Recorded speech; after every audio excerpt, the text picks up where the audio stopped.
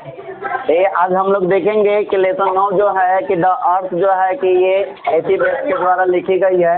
अलामत कीजिए।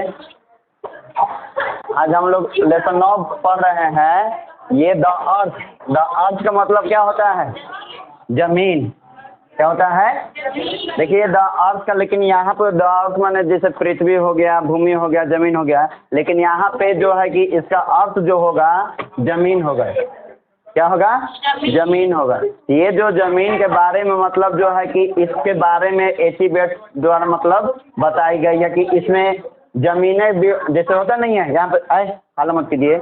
ये एसीबेट्स जो लिखे हुए हैं एक भूमि मतलब भूमि के बारे में ये बात इसमें लिखे हुए हैं। ये सबसे पहले द अर्थ से पहले हम लोग जो है कि एसीबेट्स यानी कि लेखक परिचय हम लोग पढ़ेंगे। अबाउट द ऑथर में एसीबेट्स के बारे में जानकारी हम लोग लेंगे। तो देखिएगा अबाउट द ऑथर में जो है तो यहाँ पे देखिएगा about the author एसीबेट्स 1905 to 1974 born at Northampton in central England, was well acquainted with the English non short story writer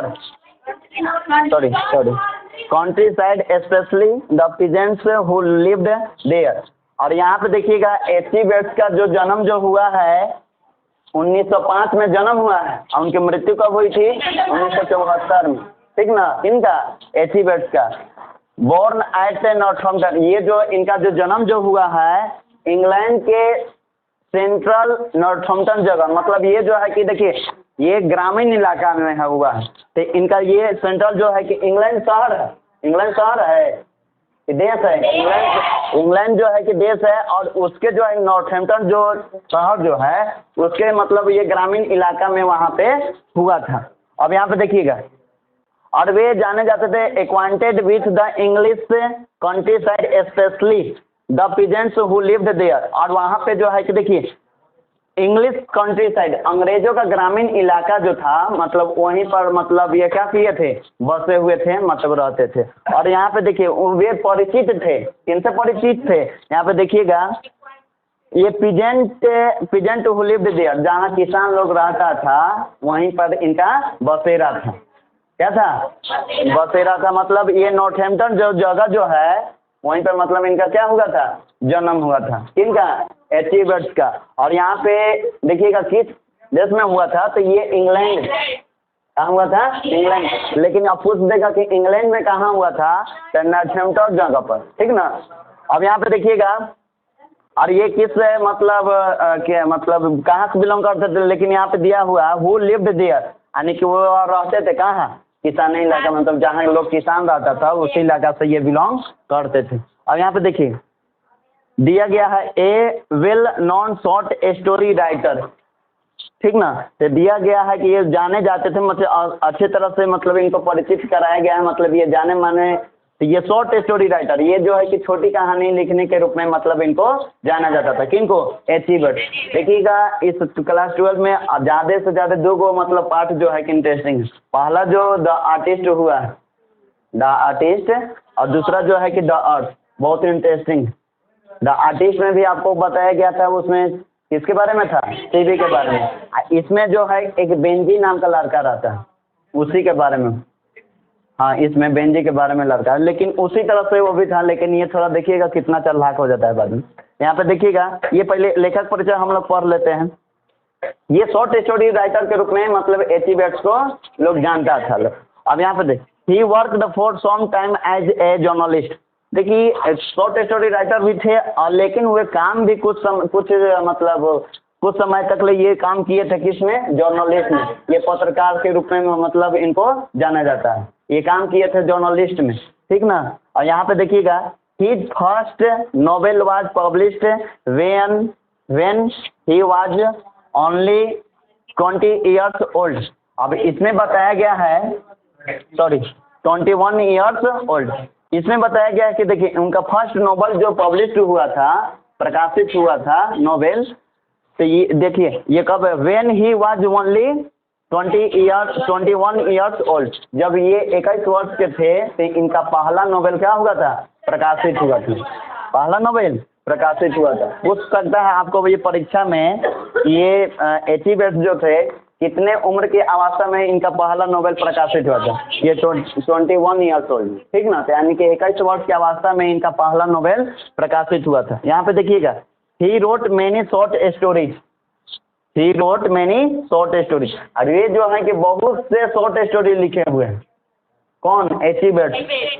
about airmen and their adventure based on his experience in the Royal Air Force. अब देखिएगा, ये stories लिखे हुए हैं, ये airman जो and their adventure based on his experience in the royal. और ये देखिए, ये रॉयल एयरफोर्स के नाम सुने, मतलब ये राजशाही एयरफोर्स जो होता है वायुसेना, इसमें ये काम भी किए हैं, इसमें ये काम किए हैं। इसीलिए इसके बारे में, एयरफोर्स के बारे में, एयरमैन के बारे में मतलब क्या किए हैं, ये इसमें लिखे हुए हैं। देखिए, कोई भी आदमी किसी के लाइन में रहता है तो उसके बारे में जानकारी ले रहता है, तो उसी के बारे में ये मतलब क्या किए हैं, ये लिखे हुए हैं, ठीक ना। अब यहाँ पे देखिएगा, उसमें खतरा भी रहता है, कोई भी काम जो है, ये जो है कि रॉयल एयरफोर्स के बारे में लिखे थे। मान लीजिए कि कोई भी उसमें नौकरी एयरफोर्स का होता नहीं, मान लीजिए, तो उसमें खतरा भी है। एयरफोर्स मतलब क्या हुआ? वायुसेना। एक होता है नेवी। नेवी जो होता है कि आपका ये समुद्र में, पानी में, मतलब इन लोग का काम कराता है, ठीक ना। तो यहाँ पे देखिएगा, इसी तरह से ये लिखे हुए, देखिए, हिज इम्पोर्टेंस वर्क इंक्लूड, ये बहुत से बुक लिखे हुए थे, बहुत से बुक लिखे हुए थे। तो देखिएगा यहाँ पे काम, मतलब उसमें शामिल भी, मतलब शामिल का मतलब नहीं, इसमें काम किए थे। देखिए कौन कौन बुक का नाम है, पहले देखेंगे हम लोग। Here stood the wind for France, ये कब लिखे हुए थे? 1944 1944 में। क्या नाम है इसका? Fear stood the wind for France, France, ये 1944 में लिखे हुए थे।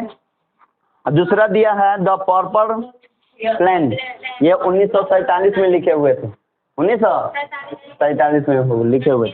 और देखिएगा, ये अगला जो लिखा हुआ है द जकरंडा ट्री, द जकरंडा ट्री, ये 1949 में लिखे हुए हैं। कब? 1900। अब यहाँ पे देखिए, द स्कारलेट स्वार्ड, ये 1951 में। अब आपको दिखाई दे रहा है कि कितना कितना मतलब ये परिवर्तन किए हैं। 47 है, तो 47 में फिर 49 में लिखे हैं, यानी कि कितने साल बढ़ा? 2 साल।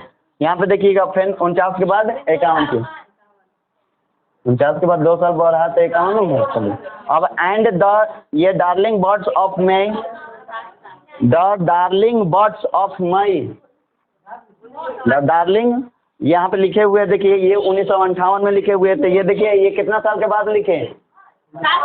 ये 7 साल लिखे, ये 7 साल के बाद, मतलब जो है कि ये 1958 में लिखे हुए थे। अब देखिएगा, कोई कोई जो होता है कि यहाँ पे उच्चारण कीजिएगा, बिहारी साइड में ये डार्लिंग का, इसका उच्चारण जो होता है कि लोग कुछ और यहाँ पे बोलिएगा तो समझिएगा क्या हो जाएगा ना। अब सोच के ऊपर जो भी करता है, लेकिन बाहर में जाइएगा, शहर में जाइएगा, तो लोग अपने को, मतलब जो भी बड़ा होगा चाहे छोटा होगा, उसको डार्लिंग कहते ही लोग क्या करता है, बुलाता है। अब लेकिन यहाँ पे कर दीजिए तो समझिएगा कि उसका क्या उद्घाटन होगा क्या नहीं ना। डार्लिंग कॉलेज है, कॉलेज ना। तो ये जो होगा, ये सब यहाँ पे इस समझ गए, डार्लिंग करना उचित नहीं।